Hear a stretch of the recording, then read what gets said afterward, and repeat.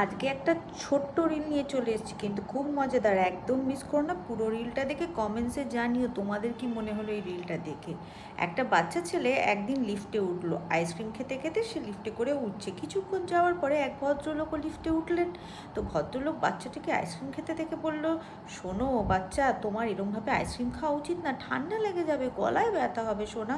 তখন ছেলেটা অনেক ভেবে বলল, হ্যাঁ আমার দিদুন 120 বছর বেঁচে ছিল। তখন ভদ্রলোক ভাবলো, আইসক্রিম খাওয়ার সাথে দিদুন 120 বছর বেঁচে থাকার কি মানে। অনেক ভেবে উনি বললেন যে, ও তোমার দিদুন তার মানে খুব কম আইসক্রিম খেতেন। তখন বাচ্চাটা একটু মুচকি হেসে বলল, না না, আমার দিদুনের একটা খুব ভালো স্বভাব ছিল, কারোর কোনো ব্যাপারে উনি নাক গলাতেন না, ইন্টারফিয়ার করতেন না। তখন ভদ্রলোকের তো মুখ কাচুমাচু। তোমরা কি বুঝলে এই গল্পটা থেকে জানিও।